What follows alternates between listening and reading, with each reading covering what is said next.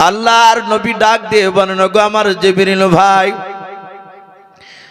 বলে আল্লাহর সাথে বান্দার কোন জিনিসগুলো হক আছে তুমি আমাকে একটু খুলে বলাও। হযরতে জিবরিল আলাইহিস সালাম ডাক দিয়ে বলে, গো আল্লাহর নবীজি, দুনিয়ার বুকে মানুষের সঙ্গে আল্লাহর হক যেমন 5 ওয়াক্ত নামাজ পড়া, এটা আল্লাহর সাথে বান্দার হক। আল্লাহর নবীকে বলেন, নবী গো, রোজা ফরজ যে মানুষের ওপর হয়েছে, আল্লাহ ফরজ করেছেন। বলে হ্যাঁ, এই রোজাটা বান্দার সাথে আল্লাহর হক রয়েছে। কারো ওপর যদি হজ ফরজ হয়, হজ বাপজি আদায় করাটা এটা বান্দার সাথে আল্লাহর হক। ও আল্লাহর নবী শুনে নেন, দুনিয়ার বুকে কোনো বান্দা যদি আল্লাহর হক আদায় করে যদি না যেতে পারে, আমার আল্লাহ কিয়ামতের ময়দানে তাকে মাফ করে দিতে পারেন। বলুন সুবহানাল্লাহ। রাসূল সাল্লাল্লাহু আলাইহি ওয়াসাল্লাম বলেন, জিবরিল ভাই, আল্লাহর হক আদায় করে না যেতে পারলে আল্লাহ কিয়ামতের ময়দানে মাফ করে দিবেন? বলে হ্যাঁ। বলে আল্লাহ ইচ্ছা করলে তাকে মাফ করে দিতে পারে। নবী বলেন, ওগো জিবরিল ভাই, আরেকটু আমাকে তুমি খুলে বলো। জিবরিল আলাইহিস সালাম তিনি বললেন, ওগো আল্লাহর রাসূল, কিয়ামতের ময়দানে যেদিন কোটি কোটি মানুষের সমাগম হবে, সেই দিনকে আল্লাহ রাব্বুল আলামিন একটা মানুষকে ডাক দিয়ে বলবেন, ওগো আমার ফেরেশতা, একে আমি দাঁড় করেছি। আল্লাহর সামনে বান্দাকে দাঁড় করে দিয়ে আল্লাহ দুজন ফেরেশতাকে ডেকে বলবেন, ফেরেশতা দেখো তার জীবনে পুরা জিন্দেগিতে কোনো নেকি আছে কিনা, এর নেকি আর গুনাহটা আছে তুমি একটু দেখো, ওর গুনাহ বেশি না নেকি বেশি আছে। যেই লোকটাকে আল্লাহ দেখতে বলবেন, সে আল্লাহর ব্যাপার, আল্লাহ ওই লোকটার ব্যাপারে, বান্দার ব্যাপারে আল্লাহ সব জানেন। জানার পরে বলবেন, বান্দা তোমার আমলনামা খানা আমার ফেরেশতারা দেখবে। দুজন ফেরেশতা কয়েক সেকেন্ডের মধ্যে বাবা তার পুরা জিন্দেগির আপনার আমলনামা খানা দেখবেন। দেখার পর ফেরেশতারা ডাক দিয়ে বলবেন, আল্লাহ এই বান্দার পা থেকে মাথা পর্যন্ত পুরা জিন্দেগি তার আমলখানা দেখে নাও, জীবনে একটাও নাকি নাই, পুরা আমল নামাটা গুনাতে ভরপুর হয়ে আছে।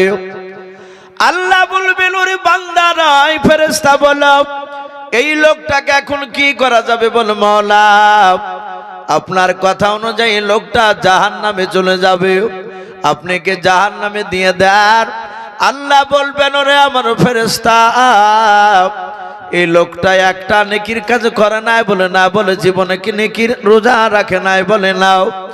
ওকে জীবনে শুনে নাও, কোনোদিন 1 রাকাতকে নামাজও পড়ে নাই।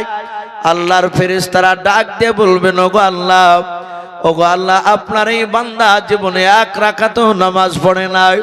আমার আল্লাহ ডাক দিয়ে বলবেন, ওরে আমার ফেরেশতা, এই লোকটা তোমরা বলছো জাহান্নামে দেওয়া লাগবে। বলে হ্যাঁ আল্লাহ, আপনার কথা অনুযায়ী একে জাহান্নামে দেওয়া লাগবে। আমার আল্লাহ ডাক দিয়ে বলবেন, ওরে আমার ফেরেশতা, আমি ওয়াহু আলা কুল্লি শাইইন কদির, আমি সর্বশক্তিমান, আমি মাওলা রহমতের যশ ডুব দিয়ে দিলাম, আমি জাহান্নামীকে জান্নাতে দিয়ে দিলাম। বলুন সুবহানাল্লাহ। আল্লাহ ডাক দিয়ে বলবেন, এই ফেরেশতা, আমি একে জাহান্নামে দিব না, আমি একে জাহান্নাম থেকে জান্নাতে দিয়ে দিলাম, একে জান্নাতে দিয়ে দাও। জান্নাতে বাপজি ফেরেশতারা নিয়ে গিয়ে তাকে রেখে দিবে। সেদিন কিয়ামতের ময়দানে কোটি কোটি মানুষের যে সমাগম, সবাই যদি একত্রিত হয়ে আল্লাহর বিরোধিতা যদি করে, আল্লাহর বিরুদ্ধে যদি স্লোগান তুলে বলে, আল্লাহ এই লোকটা 1 রাকাত নামাজ পড়েনি, রোজাও রাখেনি, এই লোকটা জাহান্নামে দেওয়া দরকার, আপনি একে জাহান্নাম থেকে কেন জান্নাতে দিলে? আল্লাহ যদি বলে, বান্দা আমার ইচ্ছা হয়েছে, আমি ওকে জাহান্নাম থেকে জান্নাতে দিয়েছি, আর কিছু করার থাকবে বাপ সেদিন? আমাদের সেদিন আর কিছু করার নেই। এই যে রমজান মাস বাপজি পার হয়ে গেল, এখনো 1 মাস হয়নি বাপ। 1 মাস হয়েছে রমজান মাস হওয়া, শাওয়াল মাস এখনো চাঁদ চলছে। আমি এই বছরকার বাবজি একদম বাস্তব কথা বলছি। এই বছর প্রায় গ্রামে বাবজি, প্রকাশ্য বাবজি রোজা নাই, তা মানুষ বুঝতে পেরেছে। অনেক মানুষ সিগারেট খেয়ে বেড়াচ্ছে, চা খাচ্ছে। আজ থেকে 5 বছর আগে রোজা না থাকলে মুসলিমদের চায়ের দোকানগুলো বন্ধ থাকতো, এখন আর বন্ধ থাকছে না, ওপেন দিনের বেলায় খোলা থাকছে। এবং মুসলিম ঘরে জন্ম নেওয়ার পর সে লজ্জা করে না, সে প্রকাশ্যে চা খাচ্ছে, পান খেতে খেতে চলে যাচ্ছে। আমি দেখলাম 27 তারিখে বাবজি রাত্রিবেলায়, রমজান মাসে, আপনাদের এদিকেও বাবজি রমজান মাসে 27 তারিখে মসজিদে জাগে মানুষ। দেখবেন কিছু মানুষ যারা নামাজ পড়ে না, তারা 27 তারিখে বাবজি মসজিদে দেখতে পাওয়া যায়। আমি নামাজ পড়ে ওই 27 তারিখে বাবজি ছোট্ট একটা বাবজি দোয়ার মজলিস করে, ওই মারহুম মান্নান, আব্দুল মান্নান সাহেব যে ইন্তেকাল করেছে এমপি, আপনারা অনেকে চিনেন ওনাকে, ওনার মাগফিরাতের কামনা করে বাবজি সেদিন আবার জালসা দিয়েছে বাড়িতে। আমাকে দাওয়াত করেছে যে ইউসুফ সাহেব আপনাকে এসে আমার আব্বার জন্য দোয়া করতে হবে।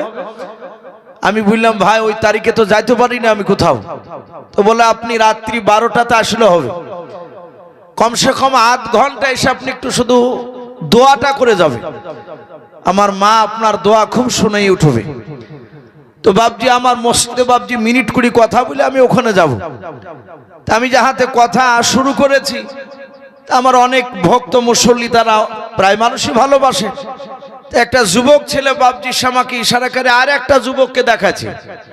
আর আমি যেখানে বাবজি নামাজ পড়াই, জুম্মার তারাবি পড়াই, প্রায় দীর্ঘ বাবজি প্রায় 19 বছর চলছে আমার ওখানে। তাহলে 19 বছর যেখানে নামাজ পড়াচ্ছি, ওখানকার প্রতিটা মানুষ তো বাবজি আমার চিনা দরকার। আমি নামও জানি সবারই, ওরা যেমন আমাকে খুব ভালো জানে, আমিও ওদেরকে বাবজি ভালো করে চিনি। তা আমাকে দেখাচ্ছেন যে ইউসুফ সাহেব দেখেন, দেখেন মানুষ রোজা রাখে না, ও আপনার পেছনে আজকে তারাবি পড়তে হয়েছে 27 তারিখে, মানে ও রাত জাগবে। তাহলে এই যে মানুষটাকে বাবজি ইশারা করে দেখাচ্ছে, ও কিন্তু লজ্জা পেয়েছে। আচ্ছা বলে এই ইশারা করে দেখে একটা টোন কাটানো, তাকে দেখে যে বাবজি একটা ইয়ের কি করা, এটা শরীয়তে বাবজি এটা অনুমতি দেয়নি। আমি বললাম যে ভাই দেখুন, ওনাকে আঙ্গুল দিয়ে দেখেন, উনি এসেছেন আলহামদুলিল্লাহ, ও রোজা রাখে না, তারাবি পড়তে আসে না, আমিও জানি আপনারাও জানেন, কিন্তু হেদায়েতের মালিক হচ্ছেন আমার আল্লাহ। এই লোকটা আজকে এসেছে, সে লোকটা পরিবর্তন হতে পারে, তো পারে কি পারে না কথা বলে। একটা বেনামাজি মানুষ সে নামাজি হতে পারে, সারা জীবন মদ খাচ্ছে, আল্লাহ হেদায়েত করলে বাবজি সে মসজিদে ঢুকে, সে আর বেদিন হবে না, সে আর নামাজ ছাড়বে না, এরকম বান্দা অনেক রয়েছে।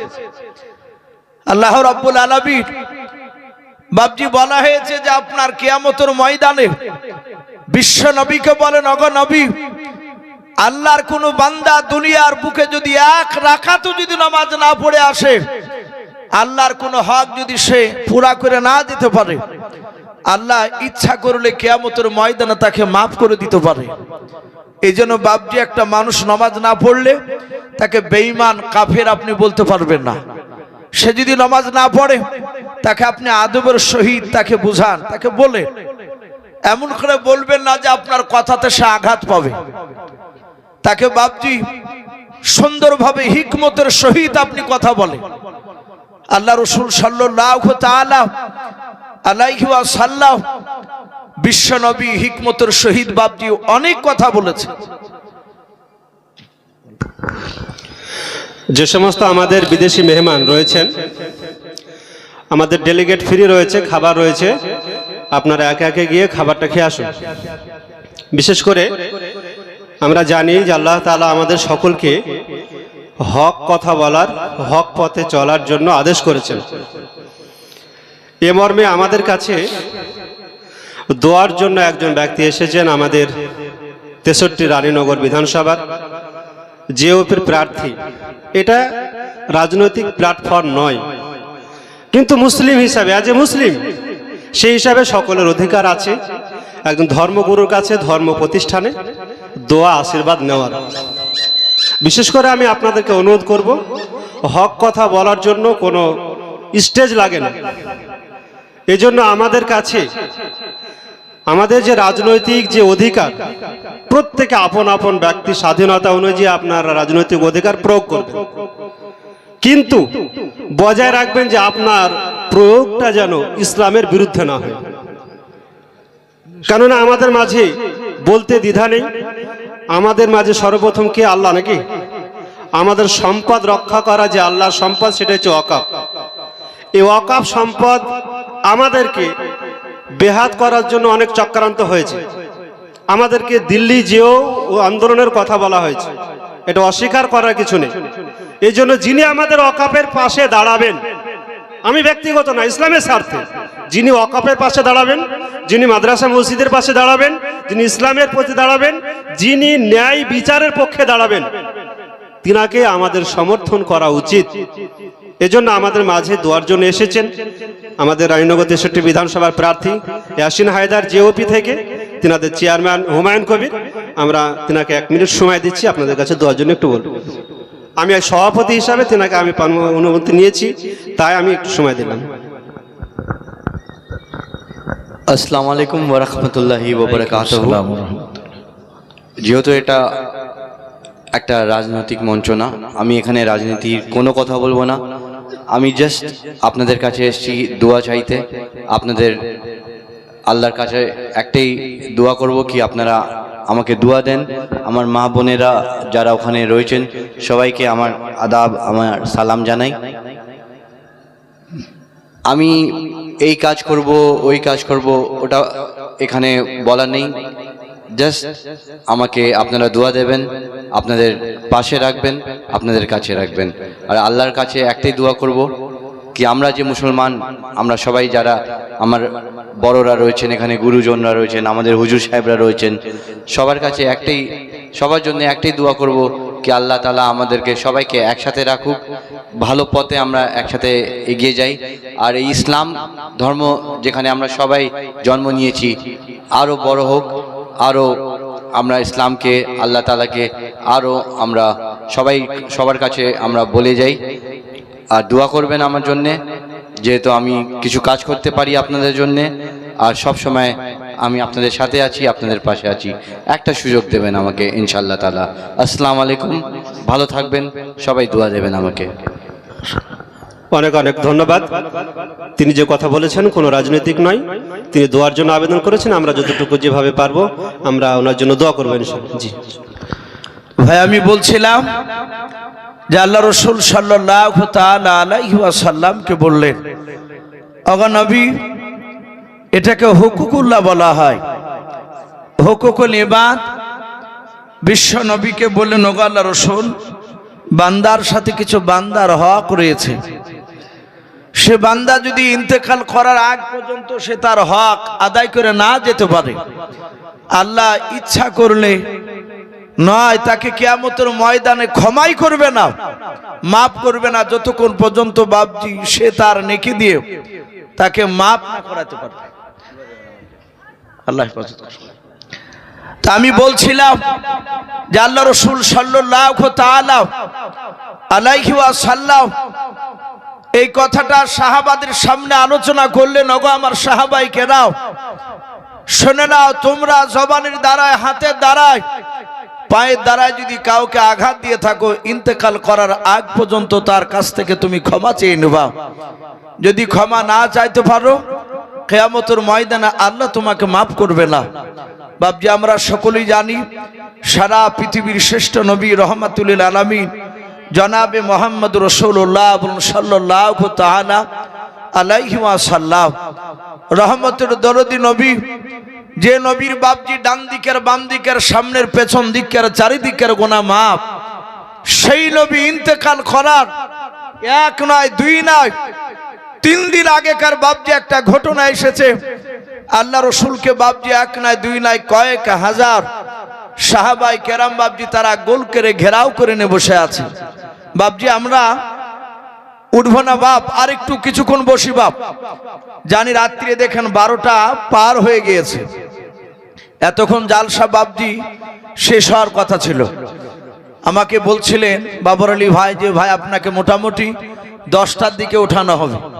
তো যাই হোক, আকাশের পরিস্থিতি বাপজি ভালো ছিল না বলে হয়তো টাইমটা বাপজি একটু চেঞ্জ হয়ে গিয়েছে। আমরা কিছুক্ষণ বাপজি বসি, আমরা কমসে কম আধ ঘন্টা তো বসি।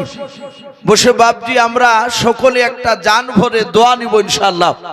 কারো আব্বা, কারো মা, কারো দাদা দাদি অনেকে চলে গিয়েছে, তাদের সকলের বাপজি মাগফিরাতের কামনা করে বাপজি আজকে শেষ দোয়া হবে।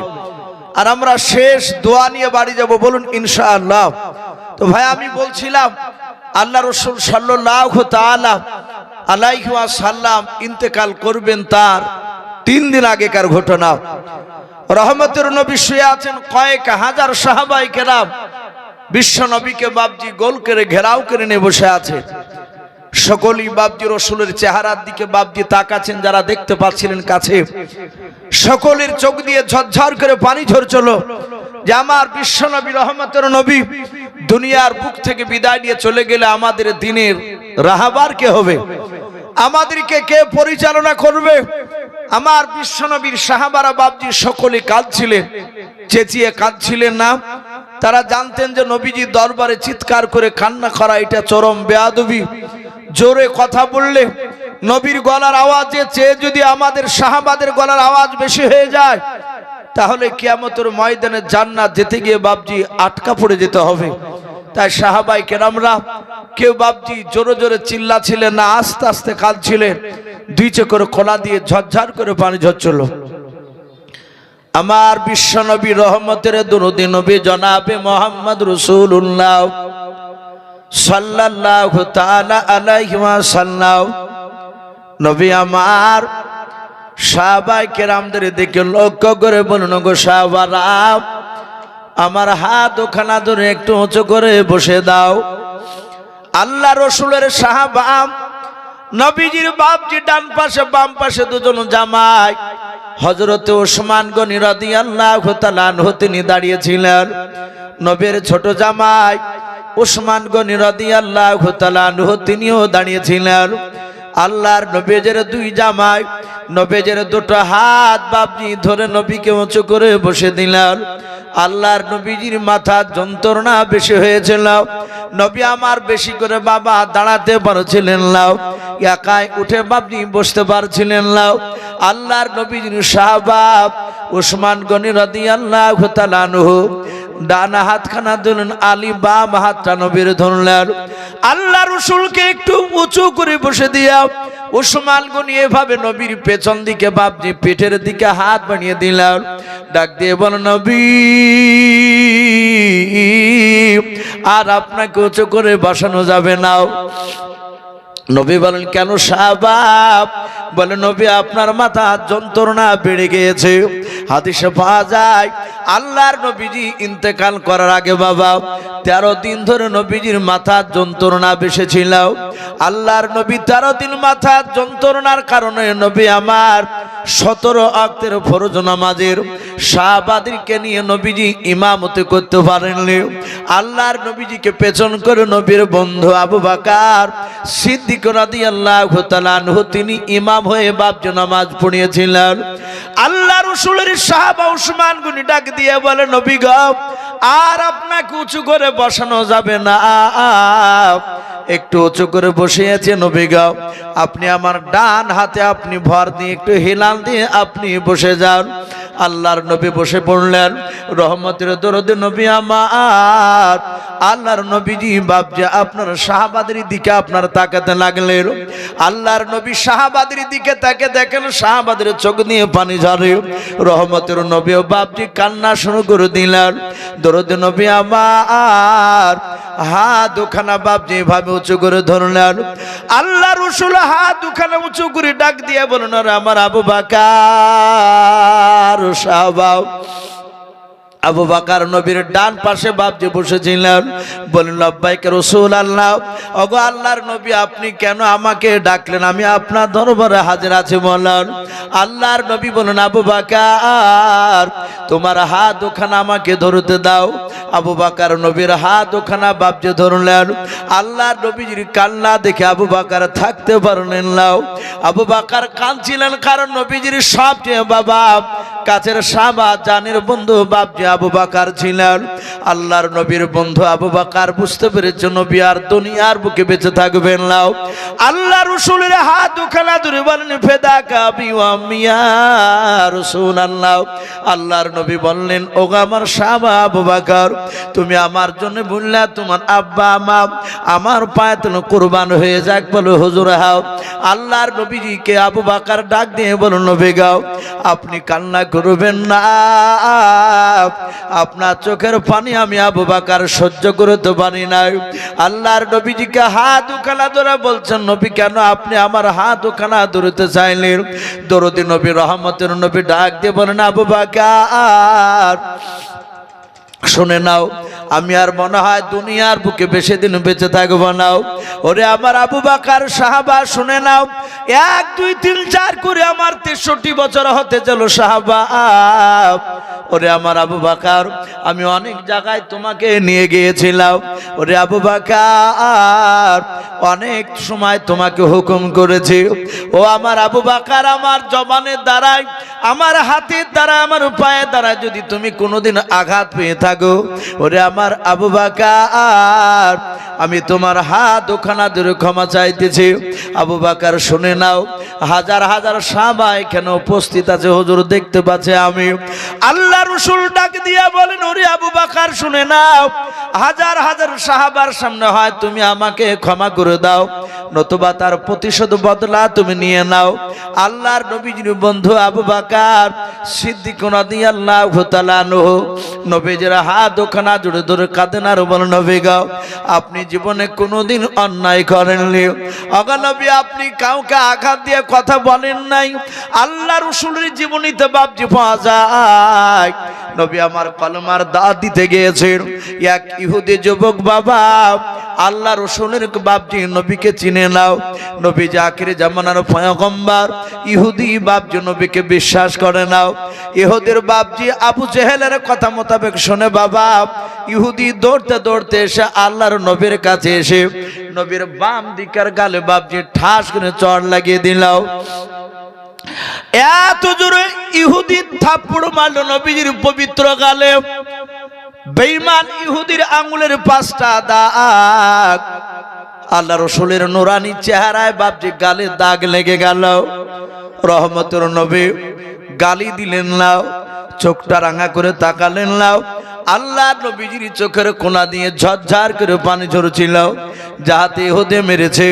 আল্লাহর নবীজি ইহুদির হাতখানা ধরে যে হাত দিয়ে আঘাত করেছিল ওই হাতের তালুতে বাপজি নবীজি চুমা দিয়ে বললেন ওগো আমার ইহুদি ভাই, আমার গালে যে থাপ্পড় মারলাও ইহুদি ভাই মনে হয় তোমার হাতে ব্যথা হয়েছে। ইহুদির বাপজি হাতে যখন চুমা দিয়েছে নবী আমার, ইহুদি রাসূলের চেহারার দিকে ফাল করেছে থাকতে লাগলো। ইহুদি মনে মনে ভাবলাও আমি অন্যায় করে তার গালে থাপ্পড় মারলাম, আর আমার লাগা হাতটা ইহুদি ধরে আমার হাতে 4 তালুতে চুমা দিয়ে দিলাও।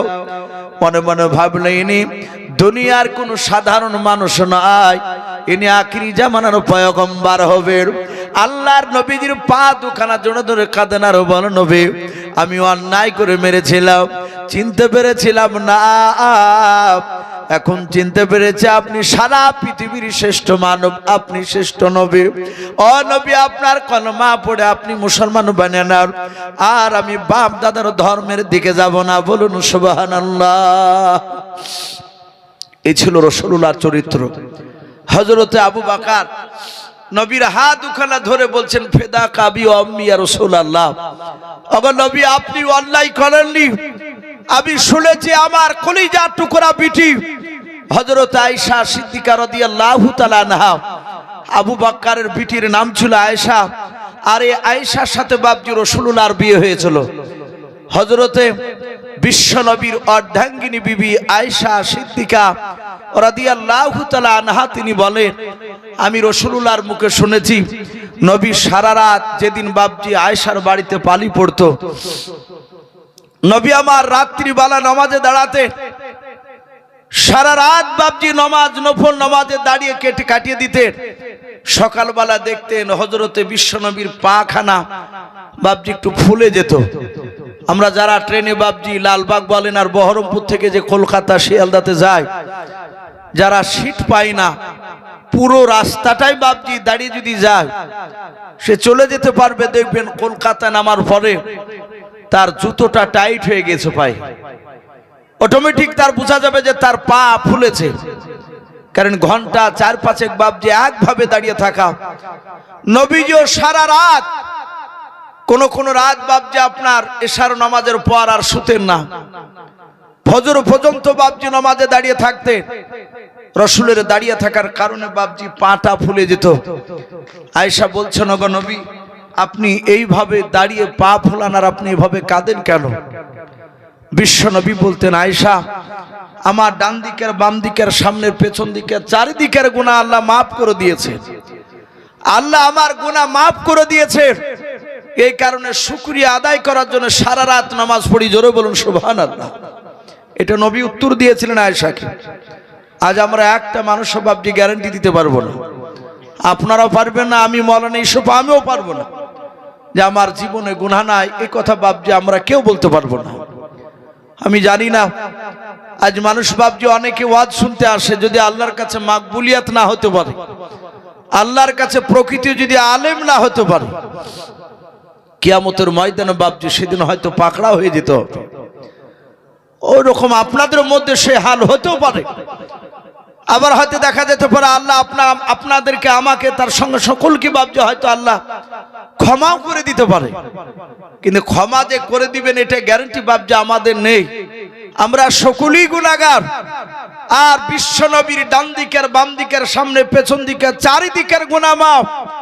সেই নবী বাবজি আবু বকরের কাছে ক্ষমা চাইছে। আবু বকর রসুলের হাত দুখানা ধরে বলছে, নবী গো, আমি আপনাকে সর্বপ্রথম চিনতাম না, আমি জানতাম না যে আপনি আখিরি জামানার রসুল, আপনি সত্যবাদী, এটা মানুষের মুখে শুনতাম। কারণ নবীর বাড়ি আর আবু বকরের বাড়ি একই দেশে ছিল, মক্কাতে ছিল বাড়ি।